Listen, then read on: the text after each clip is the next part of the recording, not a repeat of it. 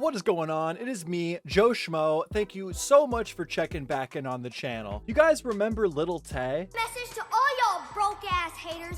Y'all ain't doing it like Lil Tay. This is why all y'all fucking haters hate me, bitch. This shit cost me $200,000. Little wild, out of control 9-year-old that got blown up on the internet after being roasted by Rice Gum back in 2018. And this wasn't just a little niche internet thing, okay? Lil Tay was a household name. She even got a shout out from the rap god himself, Eminem, at the time. Feel like I'm babysitting Lil Tay. Now, honestly, the situation was a bit sad. It was discovered later on that her brother was like feeding her lines and being a little bit mean to her behind the camera to create this Lil Tay persona. It was also pushed heavily by the mother.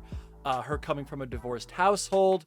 This later turned into the father fighting for custody of Lil Tay. And then honestly, she kind of faded from the public spotlight.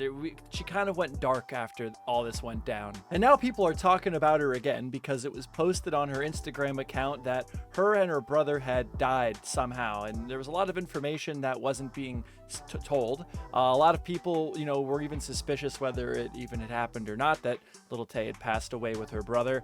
And, you know, honestly, this has led me to like go back and look at Lil Tay's content and, you know, see what was like, what all the fuss about was 5 years ago. And honestly, it genuinely is a pretty sad situation. This girl was used at the age of 9 years old for clout, money, you know, and used by her older brother, her mom.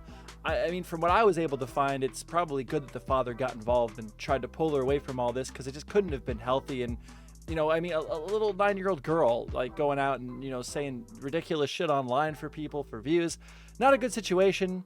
And the fact that she also then supposedly had died, the thought of her possibly dying at such a young age, you know, really upset me as well. I wasn't willing to make a video about her, you know, if she died, just to report on the death for some, you know, some views, some clicks. And for people who already were making videos about her dying, you know, before the information could even be like solidified, before we could even have 24 hours in the news cycle to verify whether or not she was actually dead, shame on you. You're a bunch of pieces of shit.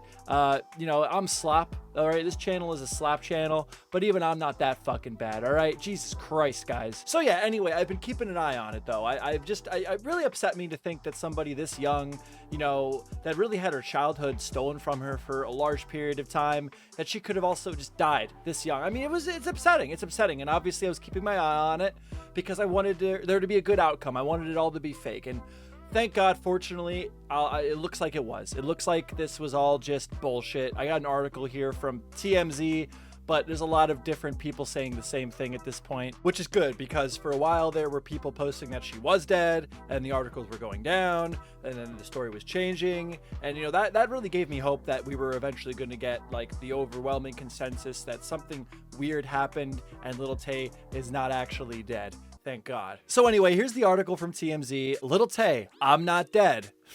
What a hell of a name for an article. Social media personality Lil Tay is very much still alive, claiming her Instagram account was compromised and used to spread jarring information about her and her brother's death.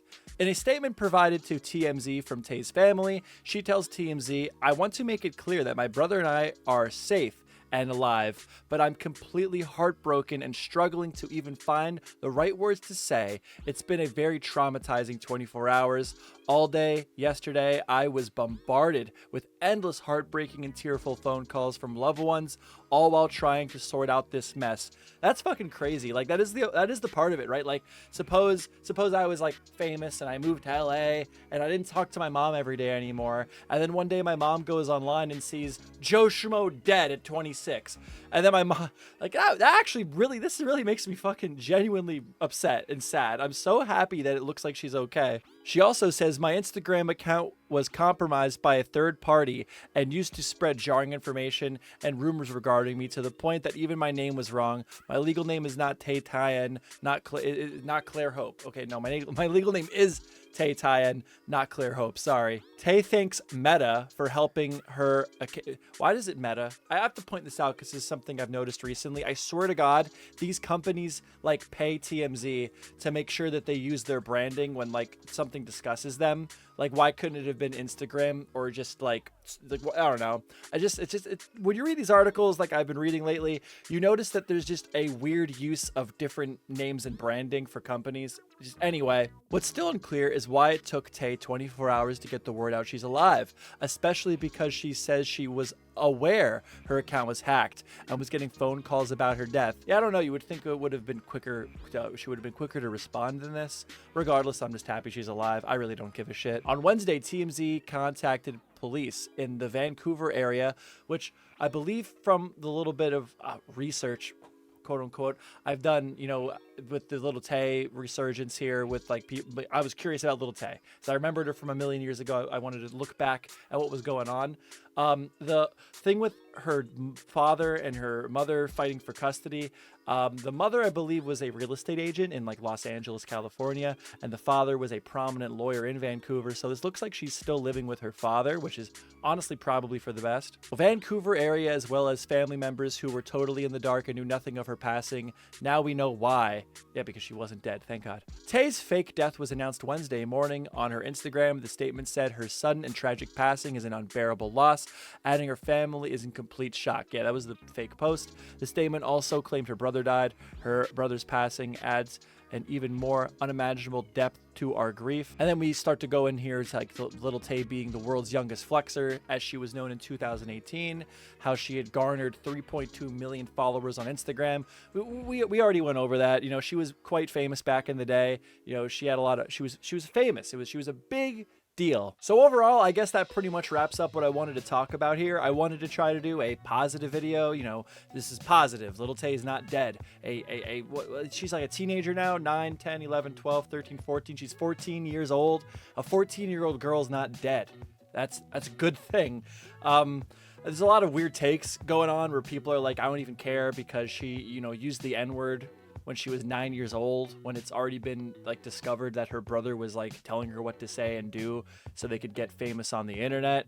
And on top of like the brother being exposed, it's also really weird to go back in time and like watch all of the content that was being made about Lil Tay and seeing big news publications and grown-ass adults exposing a 9-year-old for not like actually being a millionaire and things like that. So, hey, this is just great news. Lil Tay is, a 14-year-old girl is not dead, and that's great news. And I'm really happy that I can make this video saying that. And I also hope this video, may, clear up some things for people that may not still be sure what's going on. Like I said, I was watching this story kind of as it happened. There was a lot of mixed messages going on. A lot of people were saying some different things for a while, but, unfortunately TMZ was the first person that I saw to put out an article, like confirming that she was alive, but it is TMZ. I doubt that they're lying at this point. A lot of people are saying the same thing. So this is great. This is great. I hope you enjoyed the video. Like, subscribe, comment, and join the Discord too and all that shit. Thank you so much for watching. If you're ever bored, you want to see what I got going on, look up MeJoeShmoe on YouTube, Bye.